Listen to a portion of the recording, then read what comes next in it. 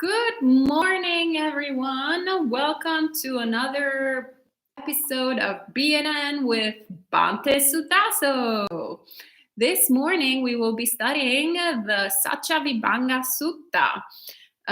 And you can find the link of this sutta at the top of the live chat, which is Bhante Sutta's translation, personal translation, that he has carefully put together. When I said carefully, his his eyebrow moved. So semi-carefully put together a while back. And welcome to James. Welcome to Galaxy. Welcome to Bradley, who's saying, funny, I just read this sutta a couple days ago. Looking forward to Bhante's commentary. So are we. And welcome to Ella from Poland, Geeta, Edward from Manhattan, and Key from Australia. Good to see you. Good evening. All right. So we can start whenever Bhante is ready.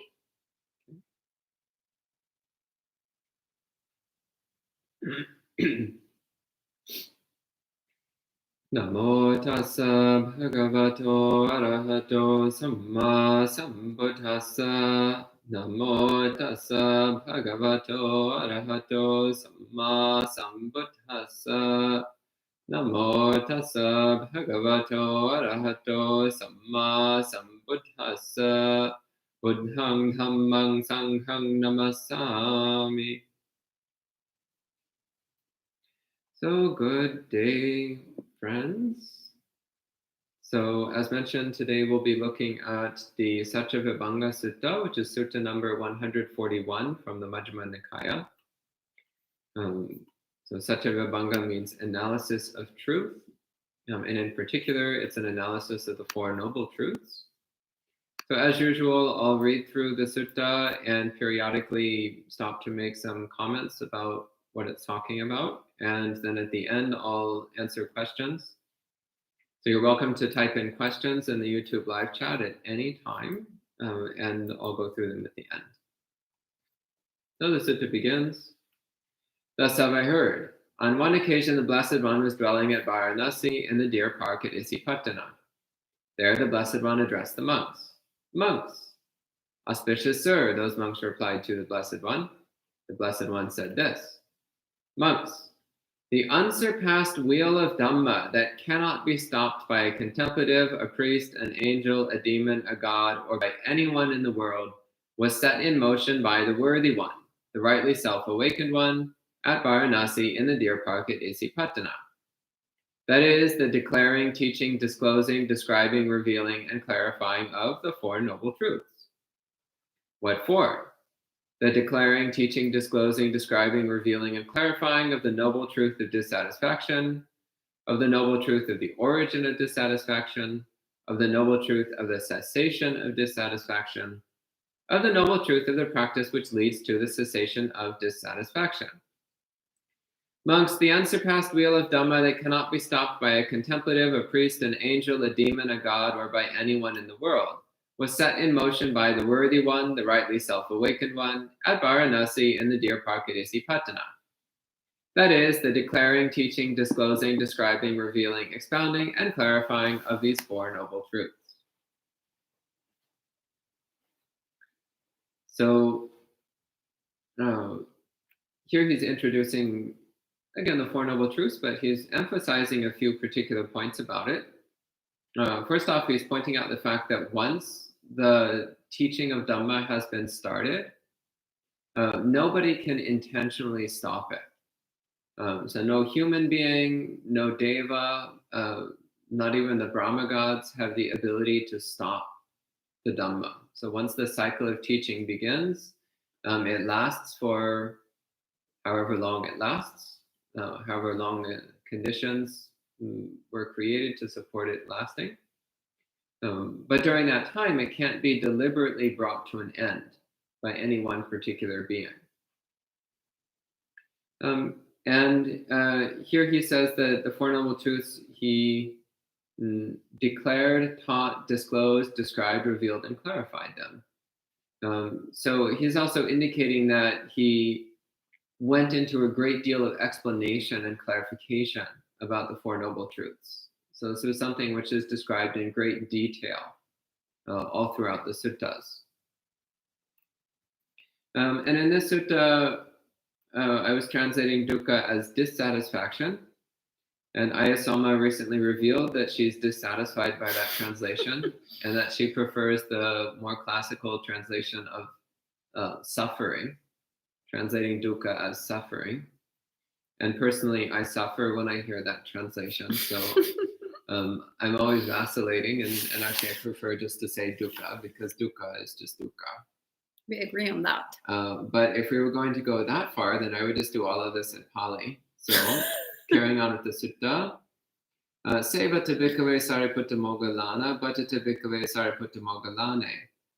Clear enough? Pandita bhikkhave nugahaka sabrahmacharinam. Sayatapi bhikkhave. Okay, that's not going to work. I guess we have to use translations. So the Buddha says, monks, associate with Sāriputta and Moggallana. Monks, spend time with Sāriputta and Moggallana. This is a little disappointing since they both passed away a long time ago.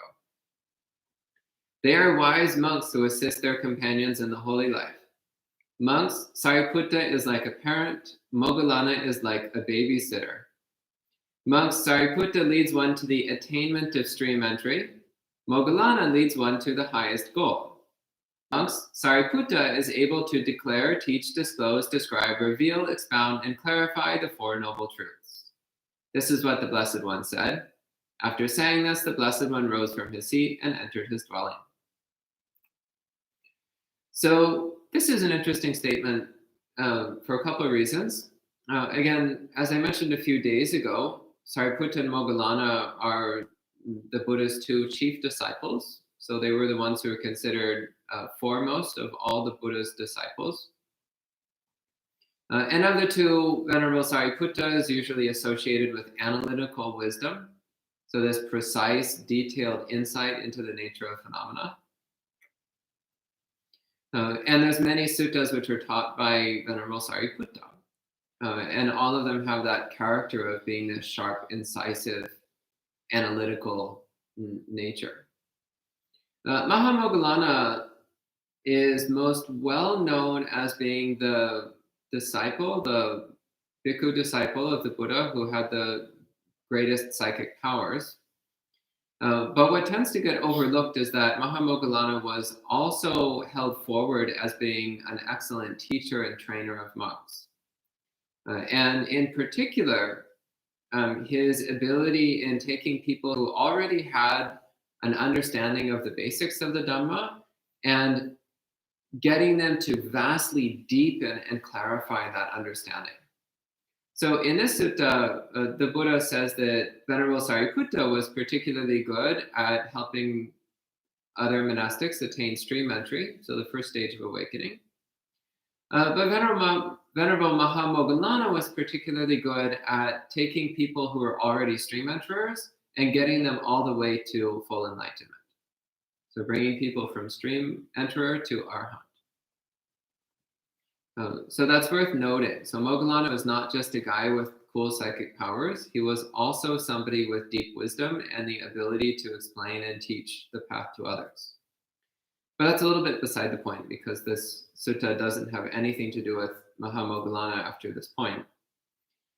So what is important here is that the Buddha here specifies that Venerable Sāriputta is able to explain the Four Noble Truths. And that's important because the rest of the sutta is given by Venerable Sāriputta. So having this stamp of approval from the Buddha is therefore quite relevant. So then not long, and there's also the implication here, by the way, that the explanation and understanding of the Four Noble Truths is a critical element of attaining stream entry, which is more explicitly stated elsewhere in the suttas. So not long after the Blessed One left, Venerable Sāriputta addressed the monks. Venerable monks, Venerable Sir, those monks replied to Venerable Sāriputta. Venerable Sāriputta said this, monks, the unsurpassed wheel of Dhamma that cannot be stopped by a contemplative, a priest, an angel, a demon, a god, or by anyone in the world was set in motion by the worthy one, the rightly self-awakened one, at Varanasi in the dear Parkadisi Patana. That is the declaring, teaching, disclosing, describing, revealing, expounding, and clarifying of the Four Noble Truths. What for? The declaring of the noble truth of dissatisfaction, the origin of dissatisfaction, the cessation of dissatisfaction, and the practice which leads to the cessation of dissatisfaction. So here he's just repeating what the Buddha said. But then he goes into a bit more explanation. It says, and venerables, what is the noble truth of dissatisfaction? So what is dukkha? Birth is dukkha. Aging is dukkha. Dying is dukkha. Sorrow, lamentation, pain, dejection, and anguish are dukkha. Not getting what one wants is dukkha. Briefly, the five aggregates, when affected by clinging, are dukkha. So here's a brief summary of several different categories of dukkha, several different ways that we experience dukkha. So he says, venerables, what is birth? The birth, appearance, descent, or production of those beings amidst a group of beings. The manifestation of the aggregates, the acquisition of the sense bases. Venerables, this is called birth. So this is coming into being in any form, any kind of being, any kind of existence. The appearance of the aggregates, so body and mind, the components of body and mind. Acquisition of the senses, so acquiring the ability to see, hear, smell, taste, touch, and think. So this is birth. And again, it's important to keep in mind, birth is dukkha. It's uncomfortable. It's unsatisfying. It's painful. It's unpleasant. It's dukkha. Of any kind of birth, any kind of manifestation is dukkha. Because it always carries that taint of self-clinging, of self-obsession, that taint of delusion. It always carries that taint of unsatisfied craving. It always carries that taint of discontent, any kind of birth. And birth also is a form of entrapment. It's a form of being trapped, of being caught, of being restricted, restricted to some tiny fragment of reality, to one tiny little viewpoint on reality.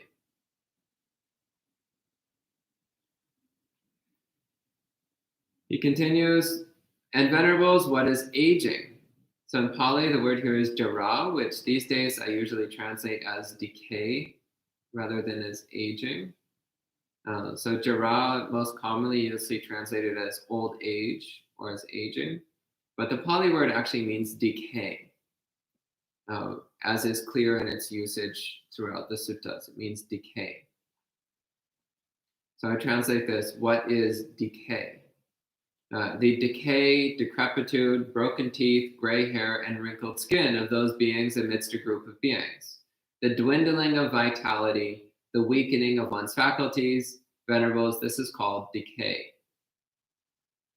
So again, he's emphasizing here that when we talk about jara, we don't just mean old age in the sense of like these cute elderly people who go peacefully around with a smile on their face and say wise things and give candy to small children. Like that's not what we mean by old age.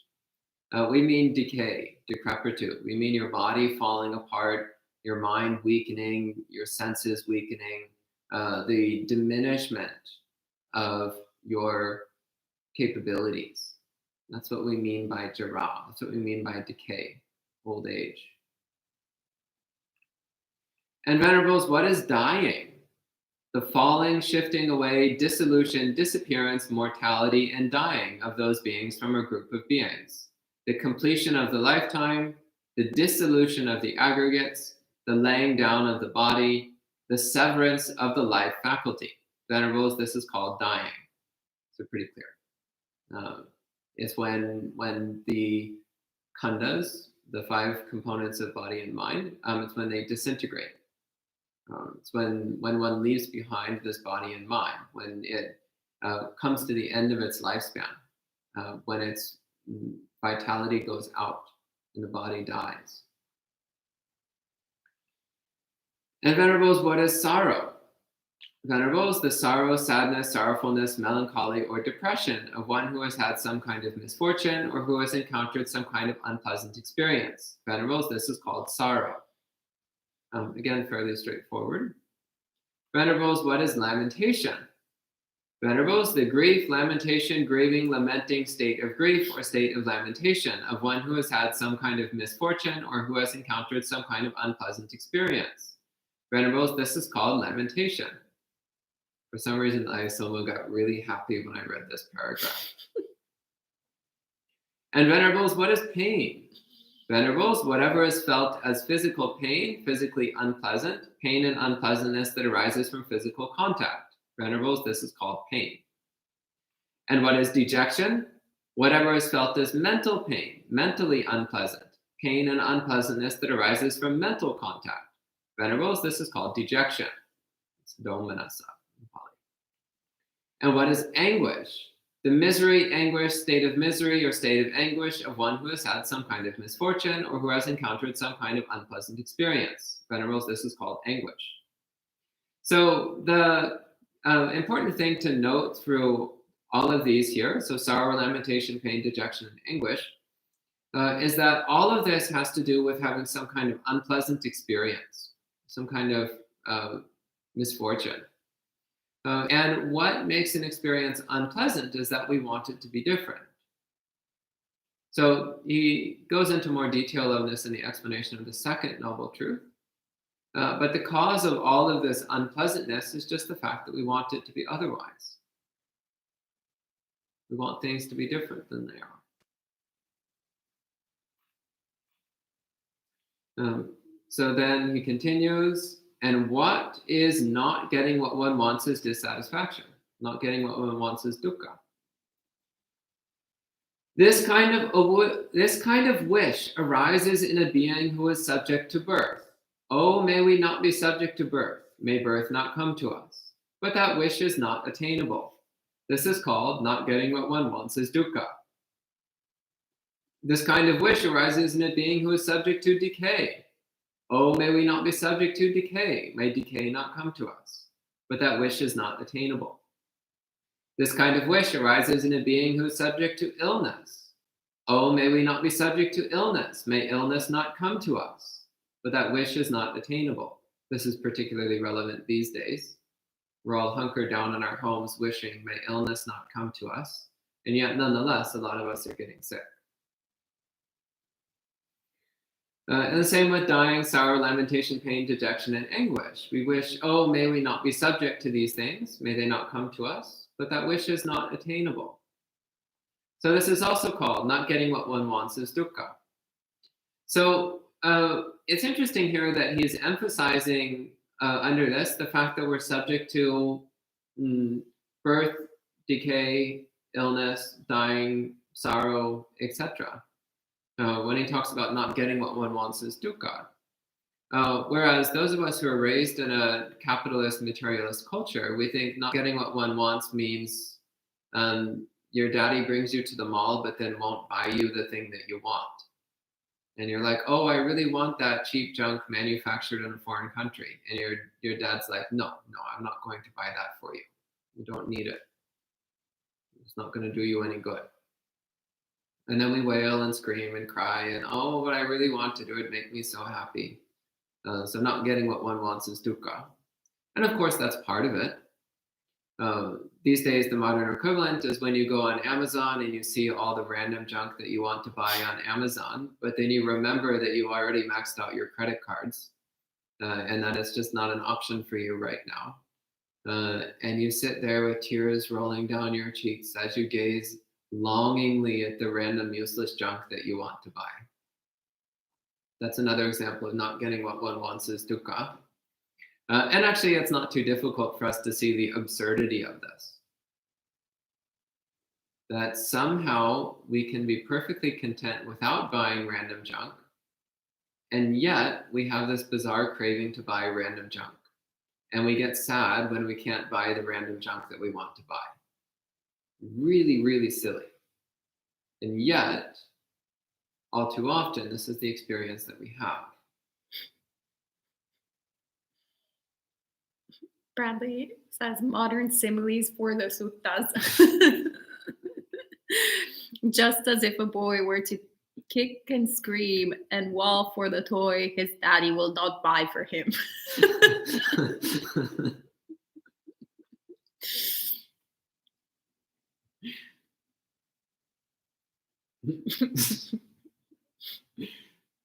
This is the simile of the toy. Yesterday you had the simile of the cake. And then he concludes, he says, and what is briefly the five aggregates when affected by clinging are dukkha. It is these, the physical form aggregate when affected by clinging, the feeling, recognition, thought, and consciousness aggregates when affected by clinging.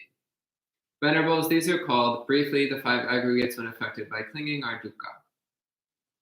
So basically, any element of body and mind, when we are attached to it, when we try to hold on to it, when we try to keep it in a particular state, a particular condition, when we're not willing to let go of it, when we resist its change, when we resist its impermanence, then that's dukkha.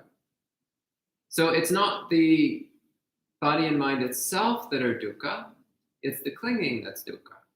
It's not the changing of body and mind that's dukkha, it's our resistance to the changing of body and mind that's dukkha. And then he goes into the second noble truth, the origin. He says, and venerables, what is the noble truth of the origin of dukkha? That craving which is productive of further existence is accompanied by delight and passion and seeks delight in various ways. That is, craving for sensuality, craving for existence, and craving for avoiding existence. Venerables, this is called the noble truth of the origin of dukkha. So, again, he's emphasizing craving as being the origin of dukkha, which should be familiar enough to those who know something of Buddhism. But there's a few further details here which are worth emphasizing. First off, he emphasizes it's the craving which is productive of further existence. So craving which leads to more existence. So craving which keeps us caught in the ongoing cycle of rebirth. Craving which keeps us caught in samsara. So he's emphasizing that this is the nature of craving. It keeps us spinning around on the wheel of samsara, the torture wheel of samsara. And this craving is accompanied by delight and passion. So this is one of the things that makes it difficult, is that craving is not wholly painful. If it was, we would not be interested. But craving is accompanied to some extent by delight and passion. It's accompanied to some extent by some amount of joy, some amount of happiness. We do get some pleasure out of craving things, out of the cycle of seeking for things that we crave and sometimes getting what we crave, or sometimes getting part of what we crave. There is some amount of delight and joy that comes through pursuing what we crave. So that's important to recognize. The Buddha said we should be aware of the gratification, the drawback, and the escape in regard to all conditional things, all phenomena. So it's important to recognize that there is delight to be found through pursuing the objects of our craving. But that delight is limited and it's unreliable and it's bound up with dukkha, produces dukkha.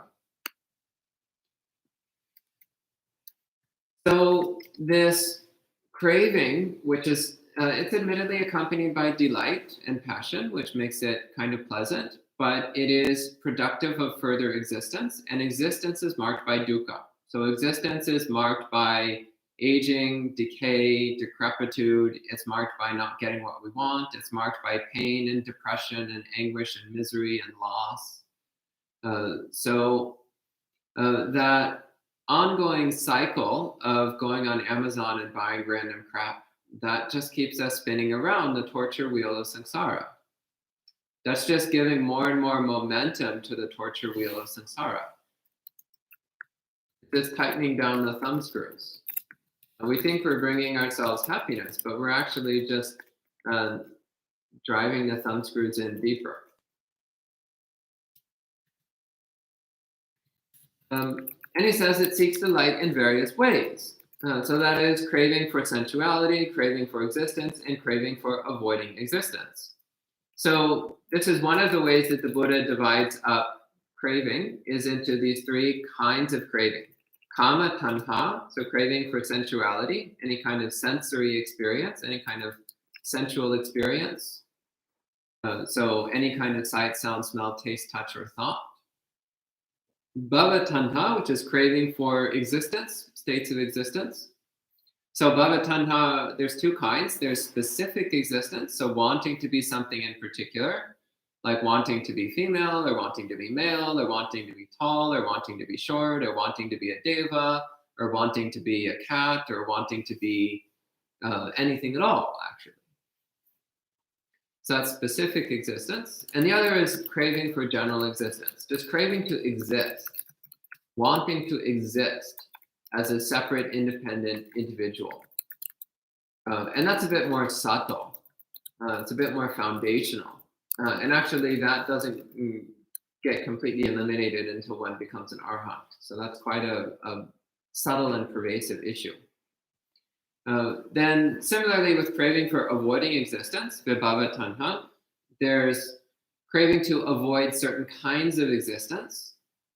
Like, I don't want to be male, or I don't want to be female, or I don't want to be a resident of that particular country, or I don't want to have that kind of job, whatever it is. But there's also general craving for avoiding existence. So wanting to not exist at all. May I not exist in any form whatsoever.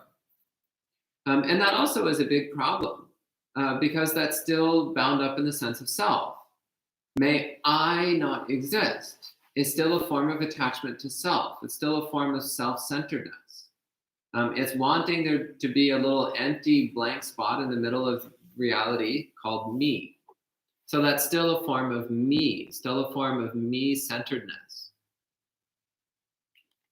So these are, again, the three main kinds of tanha that are singled out in a number of places in the suttas. So kama tanha, craving for sensuality, bhava tanha, craving for existence, and vibhava tanha, craving for avoiding existence. So this is called the noble truth of the origin of dukkha. So dukkha is created by craving. And it's created by desire. It's created by this seeking to get what we think we want. And Venerables, what is the noble truth of the cessation of dukkha? The remainderless fading away, cessation, giving up, relinquishment, and release of that craving without any further attachment to it. Venerables, this is called the noble truth of the cessation of dukkha.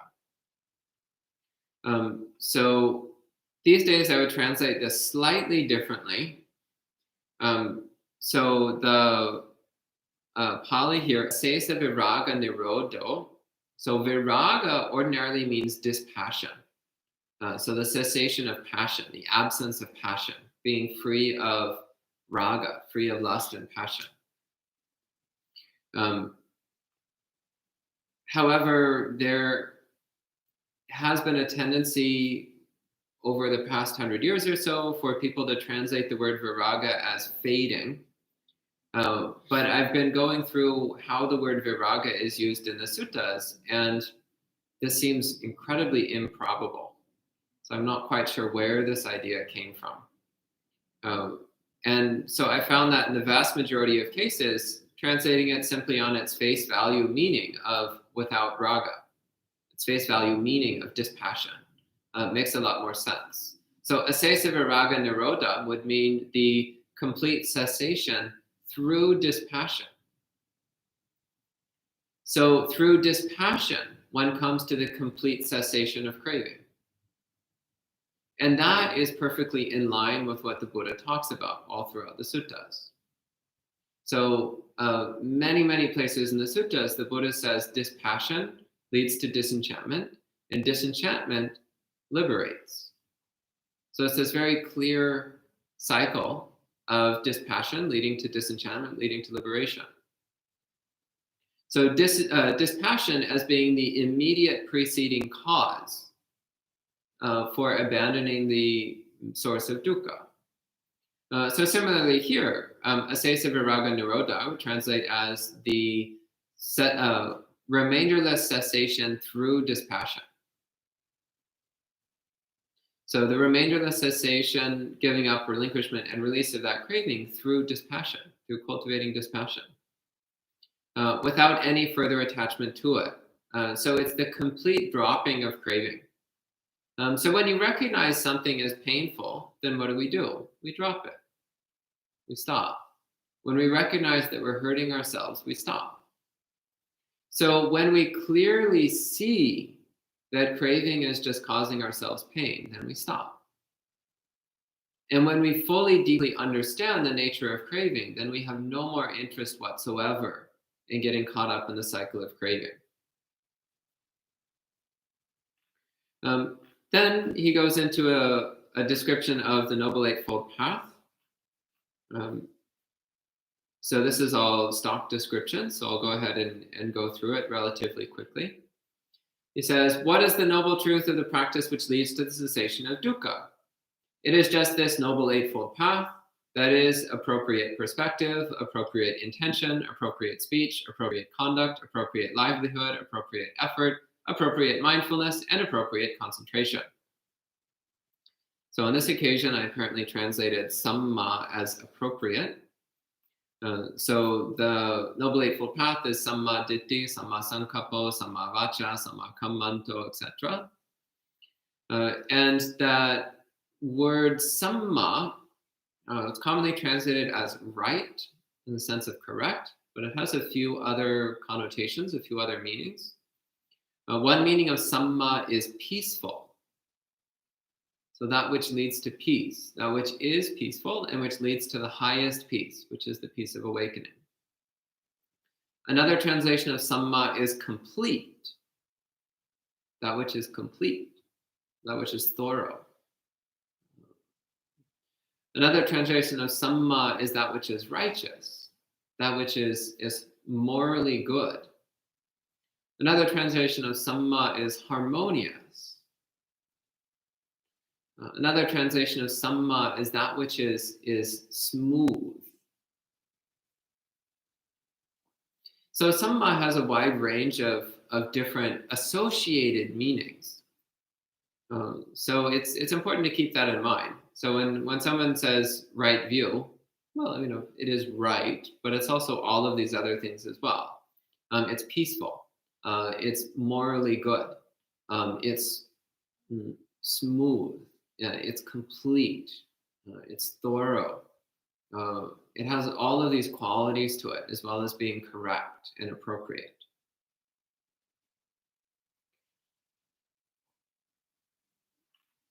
And Venerables, what is appropriate perspective?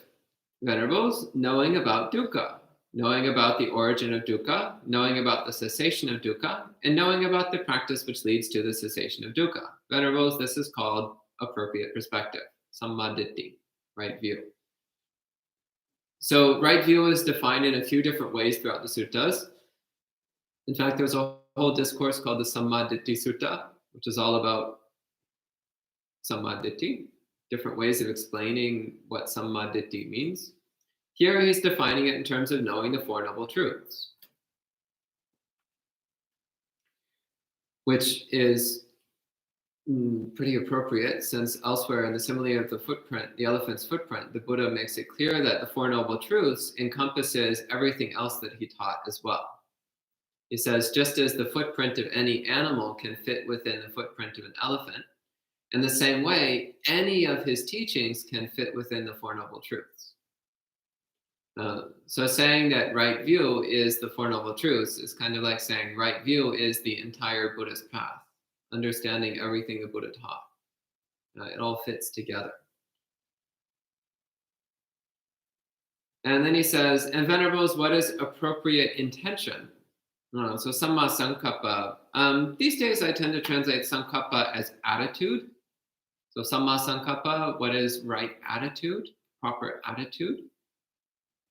So the attitude of renunciation, the attitude of non-aversion, and the attitude of non-harming. Because it's not just about intention, it's about the overall feeling in the mind, the overall inclination of the mind, the basic perspective of the mind towards the present moment as well as towards the future. So it's that attitude of non-attachment, of letting go, the attitude of non-harming, of not wishing for any being to suffer. So it's that basic attitude of non-attachment coupled with compassion. This is what we're talking about when we talk about samma sankappa, so right attitude. And Venerables, what is right speech? Refraining from false statements, refraining from malicious speech, refraining from harsh speech, refraining from useless prattle. Venerables, this is called right speech.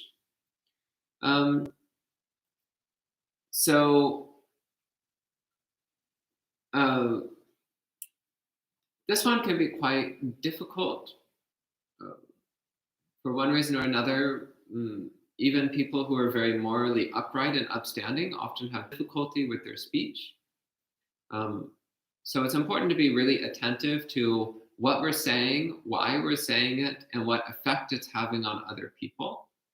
So the Buddha singles out some specific examples. So not lying, not telling deliberate lies, not engaging in malicious speech, which elsewhere, pisuna vacha, translated here as malicious speech. Elsewhere, he also defines it as divisive speech. So trying to divide groups of people, trying to set people against each other. Refraining from harsh speech, so speaking gently.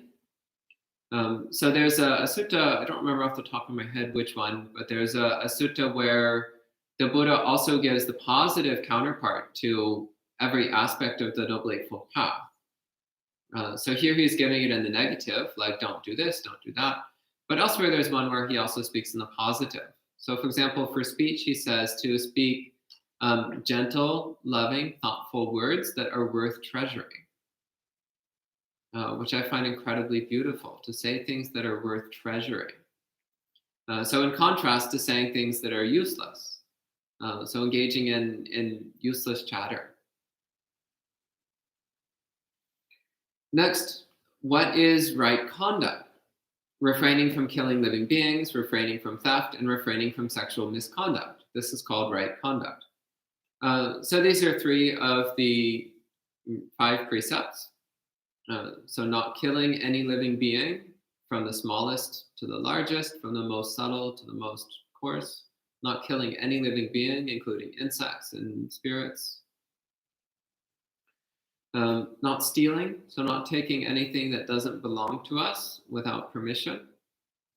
And refraining from sexual misconduct, which in the sutta, sexual misconduct is defined as sexual assault, statutory rape, infidelity, so cheating on one's partner. So basically abusing trust boundaries in our sexual conduct. That's what it's referring to.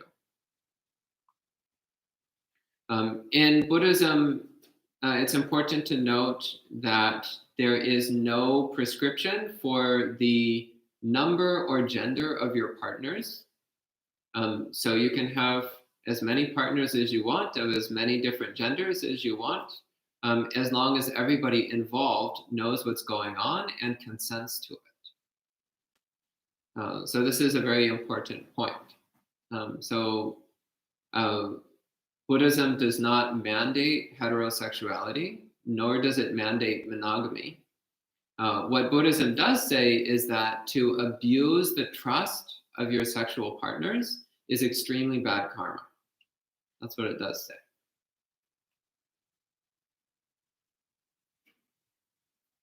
Then he continues, Venerables, what is right livelihood? Here, a noble disciple, these days I'm translating that, disciple of the noble ones, Arya Savaka. So here, a disciple of the noble ones abandons inappropriate livelihood and makes a living by means of appropriate livelihood. Venerables, this is called appropriate livelihood. So here, he doesn't really define it clearly, but elsewhere in the suttas, he goes into more definition. So he defines wrong livelihood as any kind of livelihood which harms living beings. And he gives some examples of that. So a hunter, anyone who kills living beings deliberately. So that would include exterminators, for example. Or in dealing in harmful substances, So selling poisons, selling intoxicants, selling meat. These are all things the Buddha specifically mentions as being destructive. Selling weapons, selling traps. And by traps, I think here he means deadly traps. But still, he's emphasizing anything which causes harm. But also taking that general principle, so avoiding any kind of livelihood, any kind of occupation which harms living beings, including yourself. So also avoiding, if possible, avoid getting into any kind of job which is harmful to your own health or your own well-being, as well as any occupation which is harmful to the well-being of others. And this can get quite challenging. Sometimes it's quite challenging to find a job which is completely harmless. So we do the best we can, but we really be honest with ourselves about what our options are. So usually, not so much these days when the unemployment rate in the US is sky high, but usually there's a lot of different job options, some of which are more clearly harmless than others. And we just don't want the more harmless ones because they don't pay as well, or they're not in the field that we like to work in, or whatever. We always make excuses. But there's no bargaining with karma. You can make all the excuses you want, and your karma is still going to come back and bite you.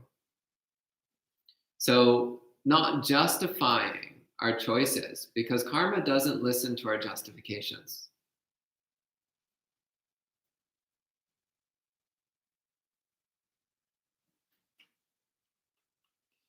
And Venerables, what is right effort? Here a monk produces interest, makes an effort, arouses energy, directs the mind, and strives for the non-arising of harmful, unwholesome mind states that have not yet arisen. In other words, you try not to let unwholesome mind states arise. He produces interest and strives for the abandoning of harmful, unwholesome mind states that have already arisen. In other words, we make an active effort to remove and let go of any unwholesome mind states that are currently present in our mind. One strives for the arising of wholesome mind states that have not yet arisen. In other words, we try to produce wholesome mind states, to bring up wholesomeness in the mind.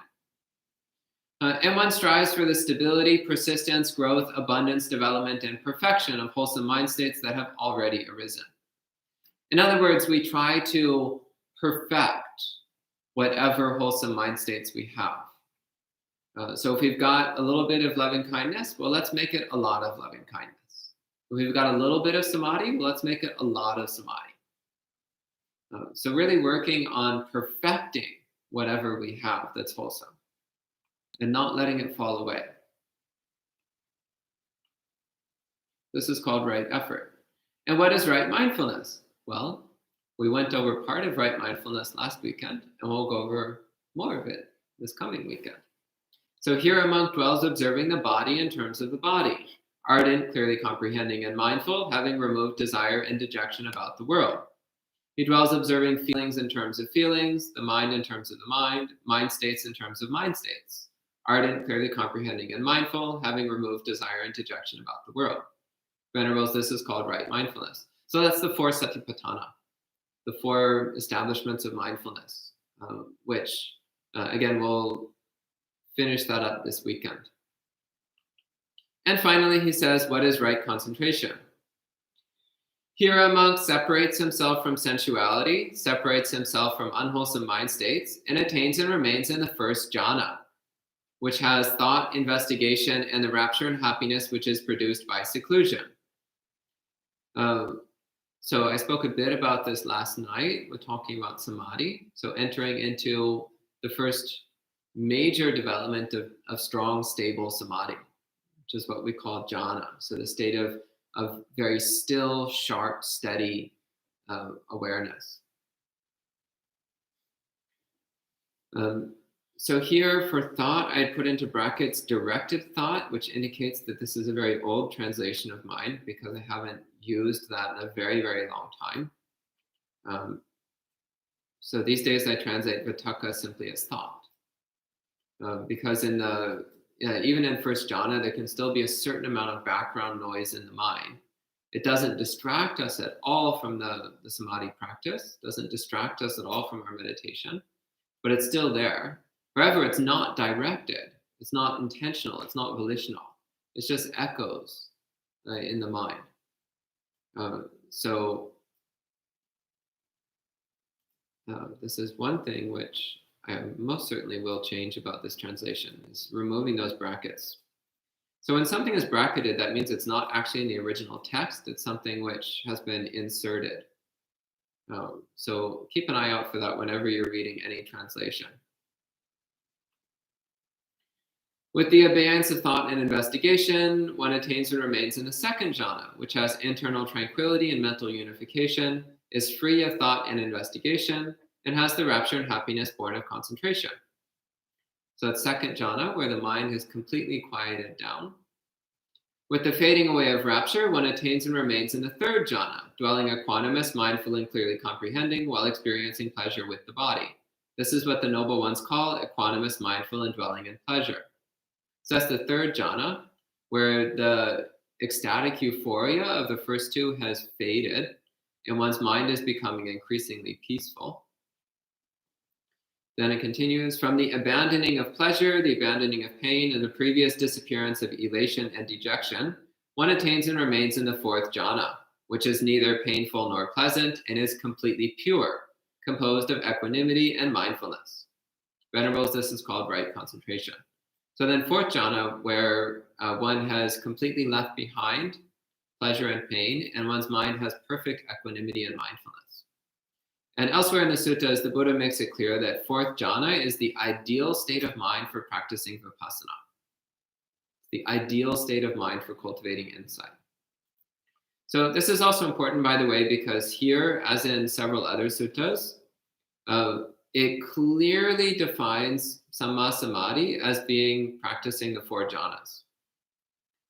So again, every now and then, people come along who claim that you don't need jhana, that jhana is not an important part of Buddhist practice, but it clearly is, because it's part of the Noble Eightfold Path, which the Buddha says over and over again is the path that leads to the end of dukkha. So if jhana was not an important part of Buddhist practice, the Buddha wouldn't talk about it as much as he did, and he certainly wouldn't talk about it as being a part of the Noble Eightfold Path. So then Sāriputta wraps up. He says, Venerables, this is called the noble truth of the practice which leads to the cessation of dukkha.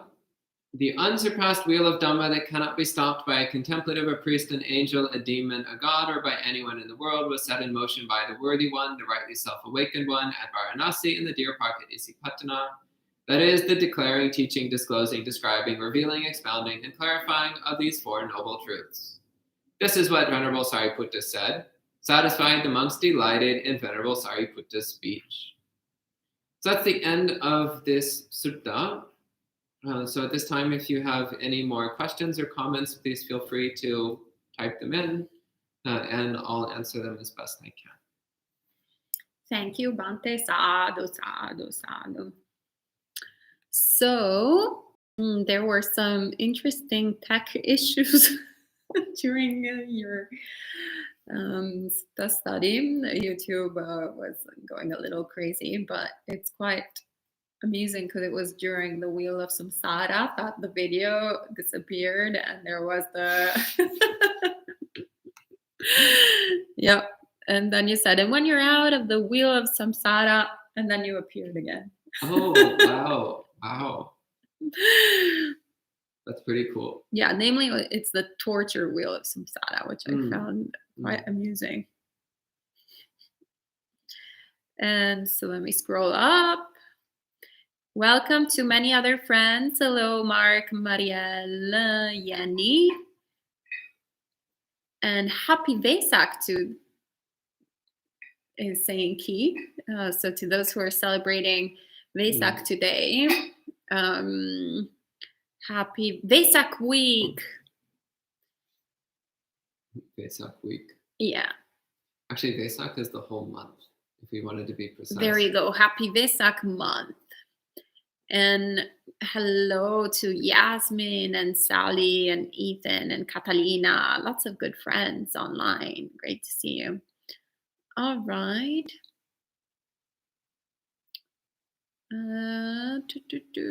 One second. So Raymond is asking, is this the sutta that we chant in the daily morning prayers? Sounds very similar. Thanks for the deep dive. Very helpful. I think you're referring to the Ratana Sutta, perhaps. Well, we've been chanting the Ratana Sutta in the evening. This sutta, actually can't think of anywhere where this sutta is chanted in whole, but there might be some monasteries that do chant this whole sutta. Yeah, I don't know. Yeah, I'm not sure. I don't know of any monastery which chants the sutta every morning, but there might be some. There are some monasteries which chant for 2 hours every morning, but not here. We don't chant that much. Excuse me. And Gita says, would mindfulness and of the present moment help towards achieving the goal, guarded by thought, speech, and actions? Yeah, definitely. Yeah, definitely. Constant mindfulness is a very important element of Buddhist practice. And Laura was asking a little earlier, did you say don't kill spirits? I did say that, yeah. And Marielle is asking, how can you kill a spirit? Well, I've never tried, but there are a couple places in the Pali Canon where it does mention that it's possible. And actually in the monastic rules, it clearly states at one point that we are not supposed to kill spirits. And she's also asking, but Buddhism does suggest for monogamy as a good form of relationship, doesn't it? I thought I read something about it. No, not mentioned anywhere. It might be in some commentary of some other tradition, though the Tibetans have a lot of different commentaries that are not in the Pali Canon. Yeah, I mean, that is something to keep in mind, is that over the past 2,500 years, a lot of people have written a lot of things with their own opinions about how we should practice. So you will find some apocryphal texts which give various recommendations, but that's not anything to do with what the Buddha said. So I don't know of anywhere in the Pali Suttas where it specifies monogamy. I mean, nothing against it. If you want to practice monogamy, you're certainly more than welcome to, but it's not a requirement. And the Buddha doesn't anywhere in the suttas say that polygamy or polyamory is inherently wrong. Yeah, it's not included under sexual misconduct, no. Yeah, he just suggests not to have sex altogether. Yeah, I mean, basically the Buddha divides it into two categories. There's the celibate people who just don't have sex at all, and that's actually the best option. And then there's the people who do have sex, and there he's like, it doesn't really matter how many partners you have, just like don't piss people off, basically. That's really it. All right. Oh, a lot of questions showed up. So Raymond is asking, is working in finance unwholesome? That's a great question to ask yourself. So working in finance is pretty vague. Like that's like saying working in commerce. Well, what kind of commerce? Are you selling Buddha statues or are you selling guns? So similarly, well, what are you doing when you're working in finance? Is your work supporting? Oh, the torture wheel of samsara is back. So what are you doing working in finance? Is your work supporting unwholesome things or is it supporting good things? And you might need to do a little bit of digging to find out. So many people, they have no idea what effect their job is having on the world. And then they start digging and they find out that it's actually quite unwholesome and destructive. Or maybe you do some digging and it turns out it's totally harmless. But look into it. Negligence is also bad karma. So don't be negligent. Right, and as the torture wheel of samsara keeps going and on the screen, Rupa is saying, what is the difference between moments of deep concentration and jhana? How do you know if you ever attain jhana during your meditation practice? You'll know. Yeah, so jhana is pretty unmistakable. The mind is completely still, completely sharp, totally undistracted, completely awake, and unbelievably euphoric. It's very distinct. Okay. And Nora says, actually, Cam, hello, Cam, good to see you online. Sorry for the torture wheel of samsara on the screen. And he's happy about the sutta. Yes, it is such a profound sutta. Nora is asking, what is the sutta that puts the Eightfold Path in the positive? That right speech example was illuminating. I don't remember off the top of my head, but I can look for it. Send an email. Send us an email and I'll find it for you. You can send an email to info@buddhistinsights.com. So it's INFO, info@buddhistinsights.com. And Dhammadara is saying, Happy Vesak, may all be well and happy. May everyone be happy indeed. And Bradley is saying, if I remember correctly, in the suttas, someone chopped down a tree and either killed the deva or made it homeless, or maybe in the Vinaya. It was unintentional, though. Well, they intentionally cut down a tree, but they were not. And actually, they knew there was a deva living there because in that story, the deva goes to the monk and says, don't cut down that tree. We're living in this tree. Don't do it. And the monk does it anyway. So that was also a case where the monk deliberately did something harmful to the devas. And the interesting thing in that sutra is it also mentions that one of the devas was injured when the monk was cutting down the tree. So that does indicate that we do have the ability to harm spirits and devas and other subtle beings. But most people aren't even aware of the existence of spirits and devas and such. Most people can't even see them or hear them. A fair number of people can feel them to one degree or another. But to be aware enough of them to deliberately kill them, not many people have that ability. But it's still worth mentioning. So there's no exceptions to the no killing. Great. And the torture wheel of samsara has ended and you have appeared again. So great. Hopefully there was no loss through that, no loss of information. The audio always works, apparently. It's just the video that is appearing and disappearing. Gita is asking, Bhante, how would one navigate in the Noble Eightfold Path to awakening without attachment to enlightenment? Don't worry about attachment to enlightenment. Just focus on practicing the Noble Eightfold Path with sincerity and diligence. And Yan says, thank you for the teaching. For the precepts part, abusing trust boundary is the key to decide breaking the precepts or not. May I ask where I can find the original reference of that?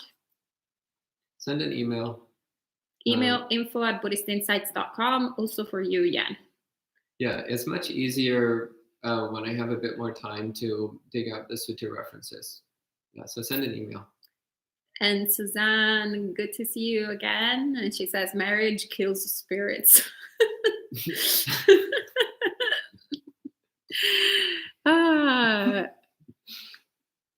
Okay. You also managed to crack Bhante up on bonus points. And Jan also says, I'm curious because in Mahayana precepts defines in different way.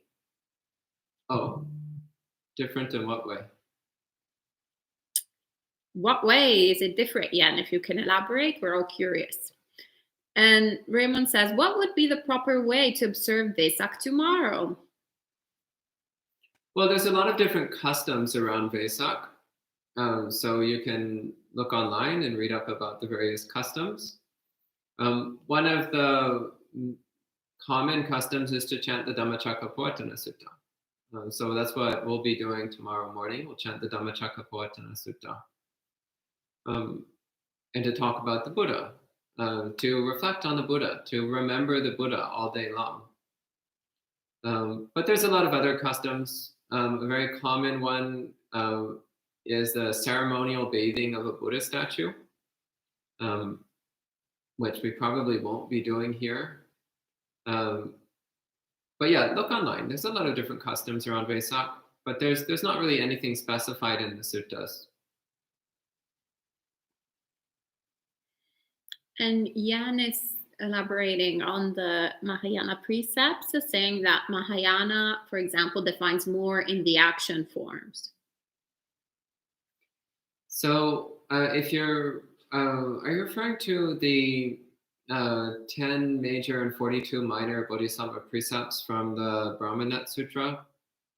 If so, it's true that they include both a prohibition and a prescription. So both something not to do and something to do. And there's a few places in the Pali Suttas which also are phrased in that form. So, for example, there's some places in the Digha Nikaya where for each of the 5 precepts, it gives both the don't do form and also the instead do this form. So like, don't kill living beings, but do support, nourish, and protect them. Don't steal things, but do practice generosity. Don't tell lies, but do speak gentle, loving words at the right time and place that are worth treasuring, and so on. So we do see that format in a few places in the Pali Suttas as well. It's just for some reason it's not particularly well known. Usually in the Theravada world, the emphasis has been on the negative side of the precepts rather than the positive side. But the positive side is also included in the suttas. It's just not as commonly spoken about. And Jan is also wondering, I didn't see the sentence like abusing trust boundary. And Bradley saying that abusing trust boundary are Bhante's words, not in the suttas. It says interpretation of what the precepts mean in general words. And Jan says, but I think Bhante uses that word based on understanding of Pali Canon. Perhaps you can share your thoughts on it. Yeah, so there are some places in the suttas where the Buddha defines sexual misconduct in more detail. And he defines it as things like going to somebody else's spouse, or having sexual activity with a child, or going with somebody who is still under the protection of their parents, which would be, these days we would call that statutory rape. So he gives examples of that sort, which again, it's cases of infidelity, cases of cheating on your partner, cases of sexual assault. They're listed in there, but it's spoken of in the kind of language and description that was used at that time in India. But the meaning is basically the same. Again, if you send an email, I can get the exact sutta references for you. And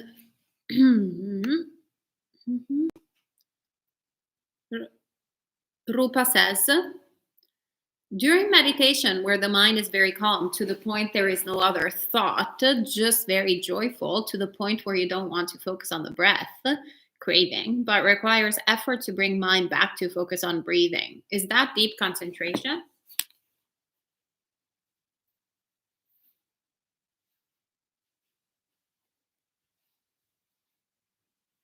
I'm not quite sure what you mean by not wanting to focus on the breath, and needing to bring the mind back to the breath. So that sounds to me more like getting distracted. So there is such a thing as objectless meditation, where one has no meditation object. Though properly speaking, that's a practice of simultaneous samadhi and vipassana. So there is such a meditation, and it's quite potent, quite powerful. So that might be what you're drifting into with what you're talking about. I'm not positive. there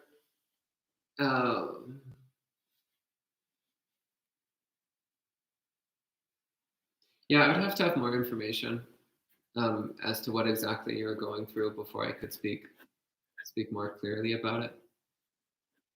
So I'd recommend speak with me directly at another time. So send me an email or a message another time, and we can talk in more detail about what you're going through.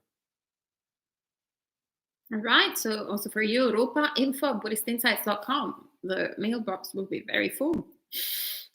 And Namadara says, Bhante, so relaxing during breath meditation, I guess through relaxing during breath meditation, I still experience tense or tightness around the upper lip, nose, and forehead.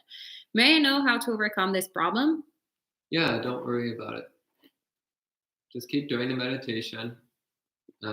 If there's a problem, then eventually the body will relax. If there's not a problem, then there's nothing to worry about. So either way, don't worry about it. Just keep doing the meditation.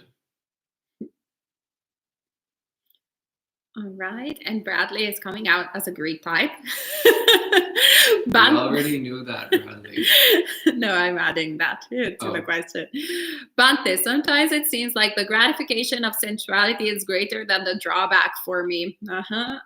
Like when I'm watching a very entertaining / satisfying TV show, I know the experience is impermanent and there's the fear of loss / ending, but then I can just watch another show.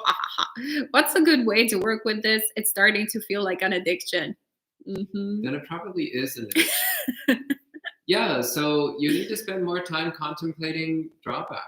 Spend more time contemplating disadvantage, because you're clearly not spending enough time on that. So recognize that the experience is temporary. It's ultimately unsatisfying. It's unreliable. You think it's reliable right now, but that's because you still have a big stockpile of good karma to run on. But that might end at any moment. So at any time, your karma might run out, and you might no longer have access to the shows that you like to watch. Or you might just start to lose interest in them. You might find that they're just not doing it for you anymore. And also recollect that all the time that you waste watching TV is time that you're not developing your Buddhist practice, which means that you're just getting stuck deeper and deeper in samsara. You're building up your attachment to samsara, which means attachment to dukkha. So keep that in mind. All the time that you waste watching TV just keeps you stuck deeper and deeper into the trap of samsara. Just keeps you, it's just like putting more nails in the torture wheel. Just tying your ropes even tighter. Putting another lock on your prison cell door. Okay? Cut the ropes, Bradley. And Dan says, is it important to try map experiences to words like jhana? To try what? Map experiences to words like jhana? Maybe to try and map experiences. Not really. Just do the meditation. Just practice samadhi and develop the proper conditions in your daily life. And eventually you'll get jhana. So jhana is really not a complicated thing. It's just that most people are not willing to create the conditions for it. So jhana itself, it's not some like ridiculously complicated thing like trying to make creme caramel or something. Like it's, jhana is actually very simple. However, the conditions to experience jhana are conditions that most people are not willing to create. And that's why they don't experience it.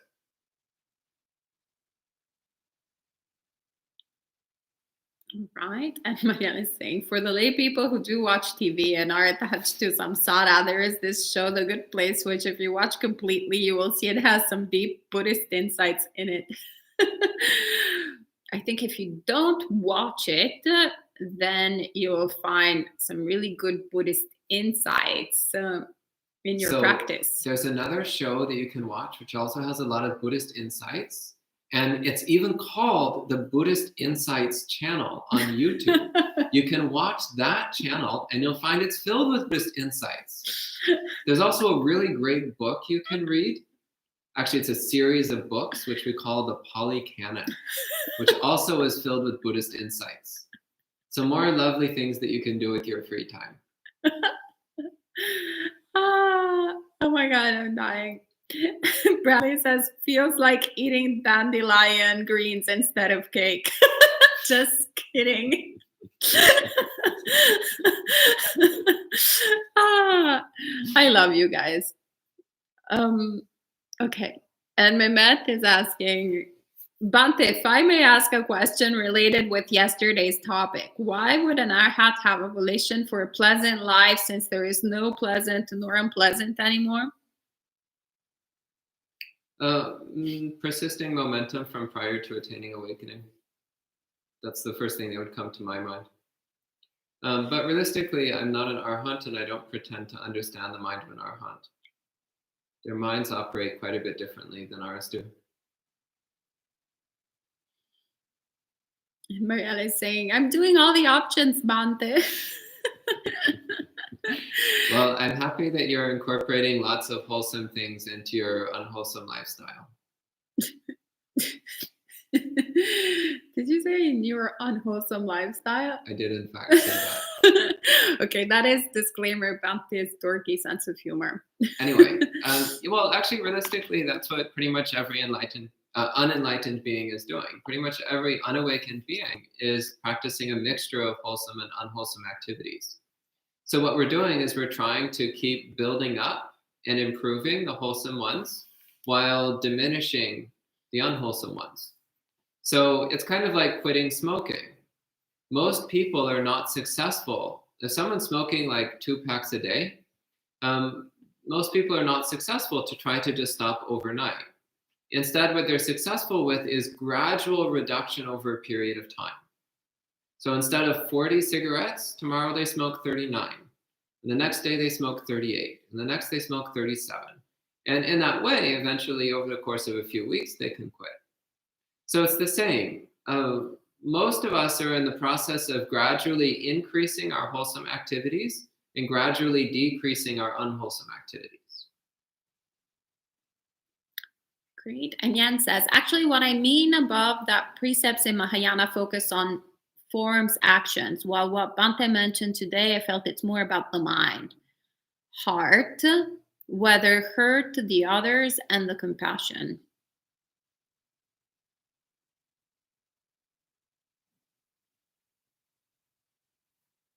So I'm actually quite familiar with the Mahayana precepts as well, and I don't see the distinction that you're making. Yeah, I don't see it. All right. Well, on that note, actually, next week, Bhante will be giving a talk on the Arhat and Bodhisattva path. Oh. Okay. So perhaps we can bring, that would be a great opportunity for you, Yan, to bring any other questions that you have that are somewhat comparative, and as well as all of you to come and ask all your questions and remove all the doubts that you have on the two paths. All right. Well, thank you so much, Bhante, for sharing the Dhamma as usual. Sadhu, sadhu, sadhu.